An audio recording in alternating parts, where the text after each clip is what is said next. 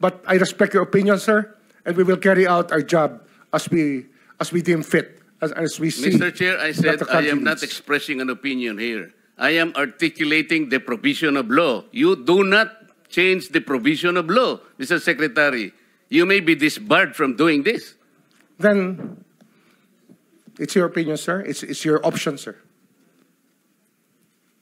Sinabi ko na nga, hindi ko opinion dito. I am articulating Then it's your option, sir. the provision of law. It is what you wish to happen. That you may proceed Ikaw ang with what you nagbibigay wish. ng opinion. Pwede ba yung ganito? I respect your opinion, sir.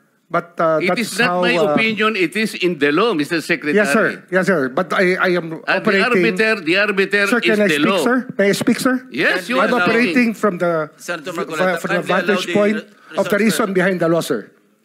What is the reason behind the law? So that we can get justice, and justice can only be attained if there is restitution. So that is the principle behind all of these things that we are talking about now. Mr. Secretary, So it can come before or after, sir. It can come before or You after. cite the law that it come before. Wala nga po sa batas eh. Sir, Huwag po ninyo babaguhin ng batas, Mr. Secretary. we are operating on a unique set of facts. Mr. Secretary, palagay ko po yan ang hinihintay ng maraming tao. Kung meron pong mag-state witness, mahalaga na maibalik po yung pera na ninakaw po sa ating bayan.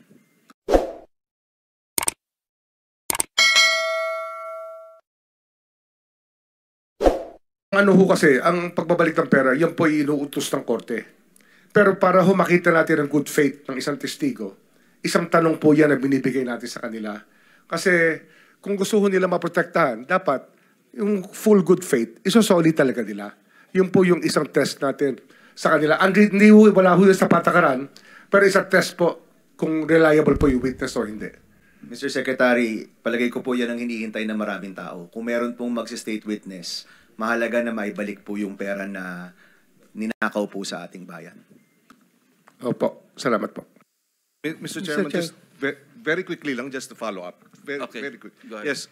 At doon sa usapin, kasama ba na sa usapin ng good faith, ilalabas niya lahat ng mga accounts niya at ipapaabot sa inyo? Hanggang sa kaya pong makuha sa testigo, yan po yun talaga mga gusto natin mangyari. Accounts and amounts. Opo, kasi may dalawa naman tayong proseso rito. Pwede ho itong hingin sa kanila. Kung di naman nila ibibigay, andyan naman po yung ating Anti-Money Laundering Council na pwede hong mag-freeze ng accounts. At yun lang po, papa-forfeit lang po natin sa Sandigan Bayan pagdating ng panahon. Willing ba si Ginoong Alcantara ngayon na sasabihin niya sa pag-uusap niya? Senator Pangilinan, you're limited to one question. Yes or no lang. Mamaya na lang tanghali. Oh, yes or no lang, Mr. We will ask him. I think that he has signified his willingness to do that already in a prior message to one of the contacts in the Senate. Sir. And for the record, Mr. President, si Ginoong Alcantara is nodding his head. Hindi man siya nagsumagot, he is nodding his head. Thank you. Thank you. Senator Risa. Quick two follows up, Sec, dun sa kaninang issue ng reported na destruction at tampering ng mga DPWH documents kaugnay nitong investigasyon. May suspetsya na po ba ang DOJ kung sinong mas matataas na taong maaring nag-utos niyan? Posible pong mas mataas. Yan po yung ating tinitingnan sa loob po ng opisina ng DPWH tsaka lahat po ng pwedeng mabanggit sa mga sinumpaang salaysay. Yan, wala ho makakatakas dito pagdating sa suspetsa. Everybody's a suspect pag nandito na po sila. Everyone is a suspect all the way up to the top of food chain, ika nga sa DPWH. Opo, opo. And lastly po, kung mayroong mang kayong ma-establish na importanteng dokumento na natamper na o na-destroy na, paano pong gagawin? Paano po bubuin yung chain of evidence tungkol sa iniimbestiga ng komite? We will have to resort to secondary evidence. Pero that is an accepted mode under the rules of court and under evidence. At para ma-preserve po yung secondary evidence that still exists probably right now, meron po bang magagawa ang DOJ na pigilin na itong reported na destruction at tampering ng dokumento dun sa kabilang department ng DPWH? Yung nga, pinag-uusapan na ho yan, as we speak ngayon, meron na ho kami mga taong nakikipag-usap sa kanila. Salamat po, Secretary. Mr. Chair. Thank you, Senator JB. Mr. Chair? Let's limit our questions kay Secretary Remulla para mamaya sa mga ibang resource persons na lang. Senator JB? Hindi, teka muna. Meron tayong Senator Soto is next. Wala. Senator Marcoleta. Senator Soto. Wala. Senate President. Senator Marcoleta? Thank you, Mr. Chair. Mr. Secretary, a couple of days ago, in the last hearing when you were here, we somehow settled the issue that restitution is not a requisite for an applicant to the WPP. Is that correct? It's not in the law. But sa akin ko kasi, hindi lang po batas na nagdidictate dito. It's also what is morally right, what is expected of us. Yan po kasi, kahit hindi nilagay sa batas, mga given po yan sa ating lipunan. What do you mean by that, Mr. Secretary? Kasi wala nga sa batas yung Wala nga sa batas. Yung Then, requirements anong ilalagay mo sa batas? for admission to the witness protection. Ang restitution is not part of it. Yes, it is not. Pero hindi mo nangangahulugan na hindi namin pwede i-layout yan depending on the case. Mr. Secretary, I am still in the stage where a particular applicant wishes to apply under that program. And there is a process. In the process, restitution is not one of the requisites. Is that correct? Opo, pero if it's in terms of this case being a financial crime, sir, this is a crime against the Mr. financial Secretary. status of the Filipino people, of the Philippine Republic. I think that it's just right. Mr. that we ask. Secretary, are you amending the provision of the No, law? sir. No, sir. But that is how we run the witness protection program. As a lawyer, Mr. Secretary, may I ask you, in a criminal prosecution, the civil liability is impliedly instituted. Is that correct? Of course. Kaya nga hindi naman nangangahulugan kung sakasakali na natapos na yung criminal prosecution. Kapag ka nakita na mayroong criminal liability yung tao, because it is impliedly implied, doon lang magkakaroon ng restitution. It will come after. Paano mo sasabihin na magre-restitute ang isang tao? Meron na bang findings kung magkano i-restitute on how it can be restituted? Nag-a-apply pa lang eh. Huwag po ninyong babaguhin ang requisite ng batas, Mr. Secretary. I thought nung dumating ka dito, nagkaintindihan na tayo eh. Kaya nabablar ang proceedings natin eh. Kaya nga kinote ni, siguro, ang chairman kanina gusto kong ituloy ito. Sinabi niya, nagpa-interview siya, na goodwill and sincerity should be done para i-test. Pwede ba yung ganito? I respect your opinion, sir. But It that's is not how, my opinion, it is in the law, Mr. Secretary. Yes, sir. Yes, sir. But I am At operating... the arbiter Sir, is can I the speak, law. sir? May I speak, sir? Yes, you I'm are operating from the Senator Marcoleta, from the kindly allow vantage the point of the resource reason behind the law, sir. What is the reason behind the law? So that we can get justice, and justice can only be attained if there is restitution. So that is the principle behind all of these things that we are talking about now. Mr. Secretary, restitution will come after. It cannot be. So it can cannot come before or after, sir. It can come before or You after. cite the law that it come before. Wala nga po sa batas eh.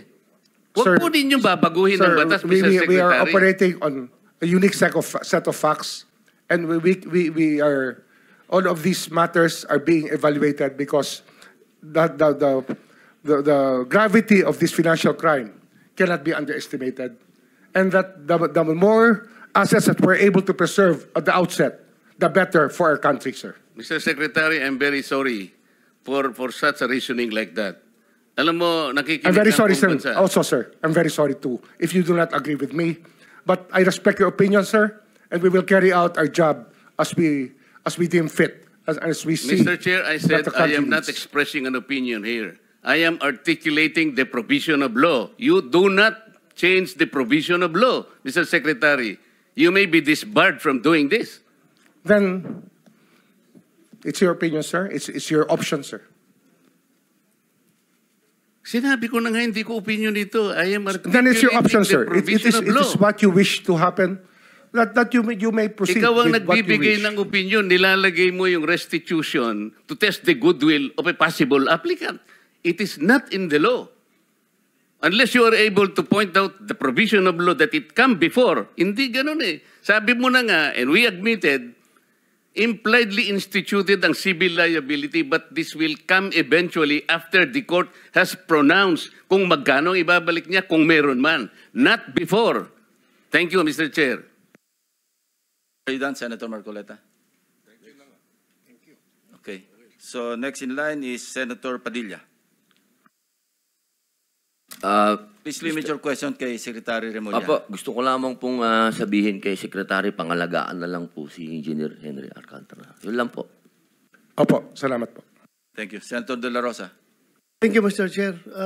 Point of clarification lang ito sa akin, Mr. Chair, dahil ito mga diskayas, para mukhang nagbigay na ito ng affidavit in the previous hearings.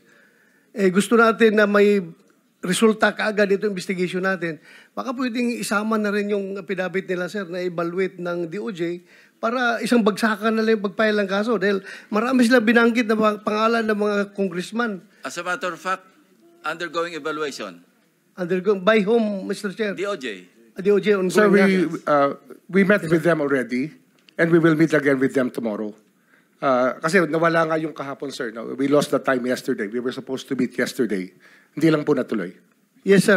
Mr. Chair, just para mas maganda kung isang bagsakan na makuha na sana lahat yan, mapaila na kaagad. Opo. Mas maganda. Thank you. Thank you lang, Mr. Chair. Thank you, Salamat. Senator Rapi. Yeah, Mr. Chair, to Secretary Mulya, wala nga talaga sa batas yung bang magsoli muna ng pera para ikaw ay mapasok sa WPP. Pero kung pagbabasehan natin yung kagusto ng taong bayan, ang galit ng taong bayan, na gusto nilang magpakita in goodwill yung accused bago siya mapunta sa WPP, siguro mas maganda kung sundin natin yung kagusto ng taong bayan, right? Opo. Thank you, Mr. Chair. Mr. Chair, there Yes, is also, Senator. I would like to manifest that hindi ko alam kung nakikinig ho tayong lahat, yung sigaw ng taong bayan na libo-libo sa People Power Monument sa Luneta, hindi lang po pagnanakaw, they were also shouting, ibalik yung pera nila. And I believe the Secretary of Justice heard that, and I believe Malacanang heard that. Kaya nga po, dito po sa mga kontraktor, mga opisyal, isole ninyo ang pera ng taong bayan. Hindi po batas ang pinag-uusapan. Wala ho tayong pakialam sa batas na yan. Sometimes, you have to bend the law to be able to please the people. Mas mataas po ang taong bayan sa batas. Am I right, Secretary Remulla? Yes, sir. Mr. Chairman, Thank you, Mr. Chair.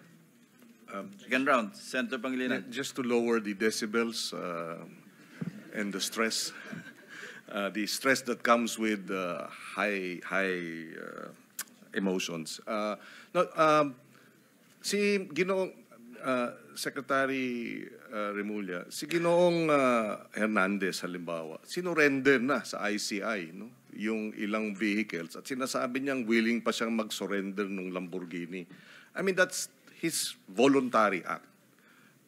If Engineer Alcantara will do the same voluntarily as a sign of goodwill, there is no law that prevents him from doing that. So therefore, we this restitution issue, while it is the law, does not prevent the government from being broader, mas malawak ang kanyang pag-implementa ng mga programa at mga batas, lalo na pag voluntary ang pagbigay ng mga malalaking, yung mga mamahaling sasakyan, voluntaring ilabas itong isurrender ang mga pondo, etc. Hindi po ba? Opo. Sa karanasan ko kasi, pag inintay po natin yung court judgment na maging final para isurrender po ang lahat, baka puti na mga mata natin, wala pa hong nangyayari. Kaya habang maaga po, we try to get as much para maibalik na po sa taong bayan yung dapat hong ibalik. In fact, yung pagbabalik is a sign of cooperation, which the courts will eventually consider when it sentences or if it provides the exemption and the immunity. Hindi po ba? Opo. So that should guide itong ating mga testigong nais mag-apply sa Witness Protection Program. Kapag kayo ay nagko-cooperate, ito ay magiging senyales sa ating korte na maaring ma-grant ang exclusion and exemption and immunity. At the same time, kung may sentensya, pati iyon, mapapababa pa among others. For the record, Mr. President. Tama po. Thank you. Yes, Senator JB. Just last point before the Secretary brings Engineer Alcantara. Anyway, nagkatama yung haka-haka natin that Engineer Alcantara might just be the missing link to the higher officials that the people have been longing for. No? Nabanggit niya si Yusek Bernardo, Saldico, and some other legislators. So I'm hoping that, Mr. Chair, that he will be back so that we can pursue further. And ang sabi ko lang kay Secretary Remulla, I hope that you can evaluate further kasi mukhang very vital and very yung kanya pong testimony or yung kanya affidavit is very vital doon sa ating pong pursuit of going after the big fishes finally. So I hope that he can be considered really to become one of our state witness in case. Thank you, Mr. Chair. Tama. Thank you. Kung meron ding gusto magtanong sa representative o representatives ng AMLAC, papayagan po namin kayo magtanong again in the order of arrival kasi may mga gagawin din trabaho sila na kailangan ding umalis sila na maaga. So kung wala naman, papayagan na rin natin silang ma-excuse. Anyway, mag-iiwan naman sila ng representante rito. Anybody from the members of the panel? Sino? Si Alcantara babalik. No, I mean the AMLAC Executive Director, Attorney David. Kung wala po, then you may be excused along with the Secretary of the DOJ. Thank you very much, Secretary Remulla. Thank you, Mr. Chair. Thank you, Mr. Chair. You'll be back at 1 o'clock?